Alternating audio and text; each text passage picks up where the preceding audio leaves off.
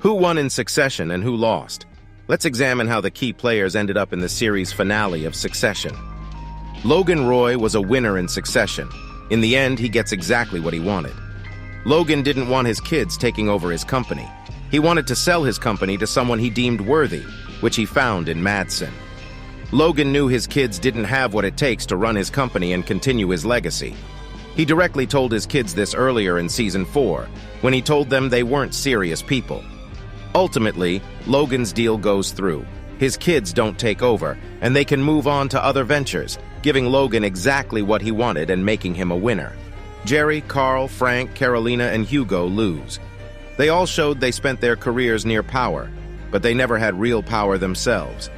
Jerry served as CEO for a short time, but didn't even have a board seat.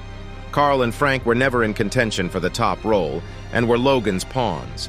Tom said he'd fire them at the end of Season 4. Hugo tried ingratiating himself to Tom at the end, but Tom dismisses him.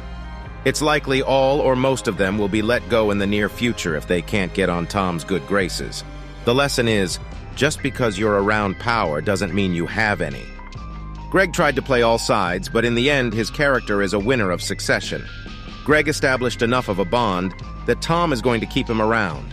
Greg has shown he's a survivor who, despite having no experience at the start, navigated himself all the way to becoming the right-hand man of the new CEO. Greg hopefully can continue to make good connections, good money, and eventually carve out a bigger role in the company. Kendall lost in Succession. Kendall has shown that he can get close, but he can't secure the victory he craves. He tried becoming CEO in Season 1 and in Season 4, but lost the vote both times, showing that Kendall doesn't have what it takes to secure power. The final shot of Kendall is painful, seeing how defeated he looks. The silver lining is Kendall has the name, experience, and the network to start a new venture. Hopefully, he becomes a self-made man who gets out of his father's shadow. Roman Roy lost in Succession. He showed significant weaknesses by crumbling under the pressure at the funeral, having to be assisted off the stage. He also showed a tendency toward self-harm by intentionally provoking a crowd and getting beaten up. Next, when faced with the pressure of the board vote, instead of facing it head-on, he regressed to his childhood and went to mommy's house.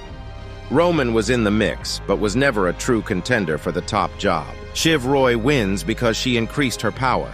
Her brothers showed repeatedly the family hierarchy is Kendall, then Roman, and then her.